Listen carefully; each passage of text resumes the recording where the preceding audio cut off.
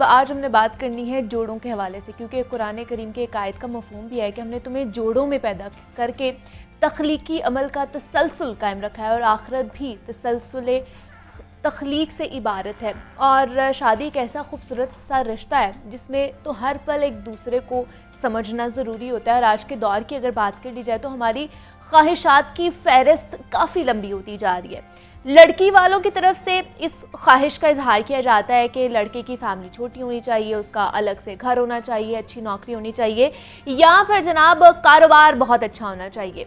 और इन सब के मामले के बाद इस बात पर आकर ये मामला रुक जाता है कि जनाब लड़का कैसा होना चाहिए, खूबसूरत भी होना चाहिए, 6 डिजिट उसकी जो है ना सैलरी होनी चाहिए। और अगर खूबसूरती के म्यार पर पूरा नहीं भी उतरता तो लड़की वालों की तरफ से इनकार कर दिया जाता है और साफ इनकार कर दिया जाता है। और अगर दूसरी तरफ देखा जाए लड़कों वालों की, तो उनकी तरफ से भी डिमांड लिस्ट बहुत ज़्यादा बड़ी होती है। सबसे पहले तो जनाब हमें बहू चाहिए खूबसूरत सी, दूसरी हमें बहू चाहिए जनाब डॉक्टर होनी चाहिए, नैन नक्श भी अच्छे होने चाहिए, बोलती अच्छी होनी चाहिए। उसके बाद जहेज़ में क्या दिया जाएगा ये भी हमें बताना चाहिए। इन सारी डिमांड्स में से कोई एक भी पूरी ना हो तो लड़के वाले बड़े सुकून से पहले तो वहाँ से खाना खाते हैं, चाय शाय पीते हैं, उठ के जाते हुए कहते हैं जनाब हम घर जाके मशवरा करके आपको बताएंगे कि आगे क्या होना है। और फिर बाद में कोई अच्छी उन्हें चॉइस मिलती है तो पिछले वालों को एक भोंडा सा बहाना बनाकर इनकार कर दिया जाता है। और यही सब करते रहने से लड़के और लड़कियों की उम्रें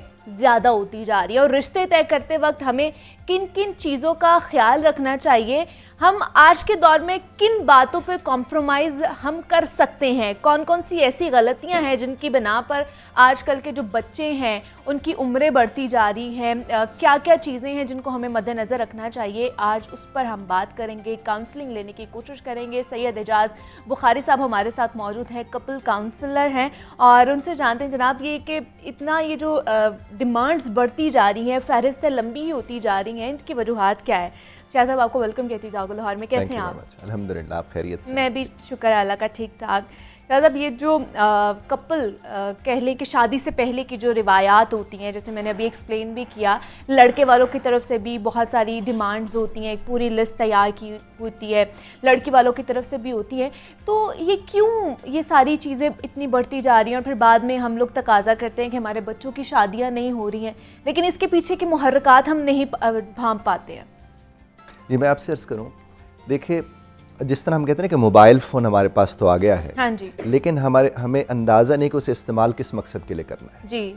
बिल्कुल इसी तरह से जो शादी का इंस्टीट्यूशन है जिसका बुनियादी मकसद 2 ख़ानदानों ने मिलना था और फिर एक नए ख़ानदान से परवान चढ़ना था, हाँ। वो जो असल बात है वो तो पीछे रह गई और जो बाकी बातें हैं उन्होंने उसकी जगह ले ली है। अब देखिए जिस वक्त हम कहते हैं शादी की लिस्ट, तो वो एक मेन्यू कार्ड वाला हिसाब बना हुआ है कि ये हो ये हो ये हो ये हो।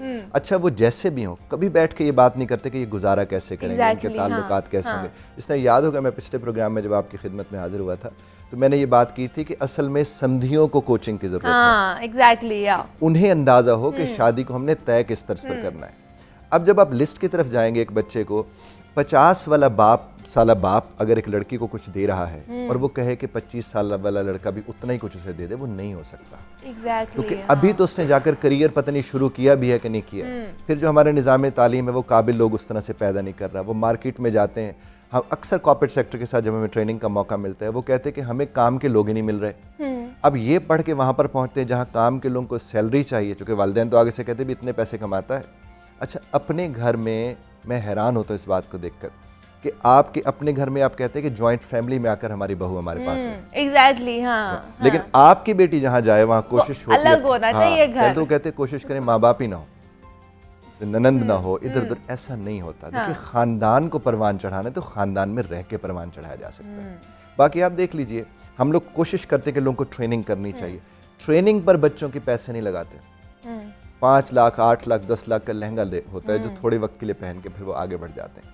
तो हमें जिस चीज़ को समझने की ज़रूरत है वो ये है कि पहले दिन से वालिदैन बैठ के तय करें कि शादी का मकसद गाड़ी नहीं है, शादी का मकसद घर नहीं है। देखें घर बनाने वाला हो ना तो घर बन जाते होते हैं, और अगर घर बनाने वाला ना हो तो बने हुए घर भी बिगड़ जाते हैं। बिल्कुल ऐसे और बड़ी तेज़ी के साथ आप देखें खुला बढ़ रही है, तलाक़ें बढ़ रही हैं। वो थोड़ी उम्र में भी शादी कर रहे हैं तो बढ़ रही हैं, ज़्यादा उम्र में भी कर रहे हैं तो बढ़ रही हैं। लेकिन 30 बरस के बाद अगर कोई खातून की अब शादी करते हैं तो बायोलॉजिकल बड़े इशूज़ पैदा हो जाते हैं। इसलिए नॉर्मली तो हम लोगों से कहते हैं कि अब 21, 22, हद 25 तक लड़का हो या लड़की हो उसकी शादी कर देनी चाहिए। और कभी ये देख के नहीं शादी करनी चाहिए कि वो कमाता कितना है। अच्छा, क्योंकि जब आप कमाई के साथ शादी को जोड़ेंगे तो फिर ये लिस्टें भी तैयार होंगी, ये सारी चीजें तैयार मतलब आप आइडियल जो एज है वो बता रहे हैं कि 25 से पहले लड़के लड़की की शादी कर देनी चाहिए, हो जानी चाहिए। हमारे दीन में भी ये है कि बच्ची और बच्चे की शादी हो जानी चाहिए। मतलब वो एक ऐसी एज होती है जिसमें आप एक दूसरे को समझ सकते हैं, आदत आपकी इतनी पुख्ता नहीं होती है, तो आप एक दूसरे को, वो टेंडेंसी आपके अंदर होती है, मौजूद होती है। ठीक है बुखारी साहब, यहीं से हम दोबारा आगाज़ करेंगे। शाजिया रहमान साहिबा ने भी हमें ज्वाइन किया है, जनाब मैच मेकर हैं वो, और उनसे जानते हैं कि वालिदैन की किस तरह की डिमांड्स उनके पास आती हैं कि हमें इस तरह का लड़का चाहिए, इस तरह की लड़की चाहिए, क्या क्या लोग जो है डिमांड करते हैं। शाजिया साहिबा बहुत शुक्रिया आपके वक्त का। बताइएगा, आज हम बात कर रहे हैं कि लड़के लड़की की उम्रें बढ़ती जा रही हैं सिर्फ इस वजह से कि घर वालों की, वालिदैन की जो डिमांड की लिस्ट है वो बहुत ज़्यादा लंबी होती जा रही है। तो किस तरह की डिमांड्स आपके पास आती हैं मैचिंग के हवाले से? अस्सलाम वालेकुम, थैंक यू सो मच। अच्छा देखिए, बुखारी साहब ने जो बात की मैं उसको थोड़ा सा मज़ीद कंटिन्यू करूंगी कि ये बातें बिल्कुल सही हैं, लेकिन मुझे इसमें एडिशन ये लगता है कि ये एकतरफा नहीं है चीज़। ये लड़की वालों की तरफ से भी है, लड़के वालों की तरफ से भी है, लड़की की तरफ से भी उतनी ही पुरजोर और शदीद हिमायत है, और ये आजकल के शादी वाले लड़के की भी है।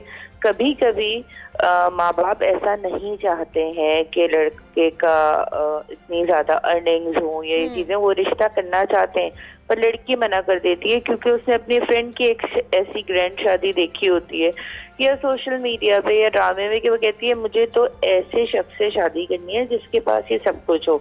तो अभी तो बहुत रिश्ते आएंगे, उसको लगता है जी एक लाइन लगी हुई है। इसी तरह से अगर आप लड़के की बात करें तो लड़के का भी यही सोचा कि भाई मेरे दोस्त की जहाँ शादी हुई थी उन्होंने तो सलामी में गाड़ी दी थी।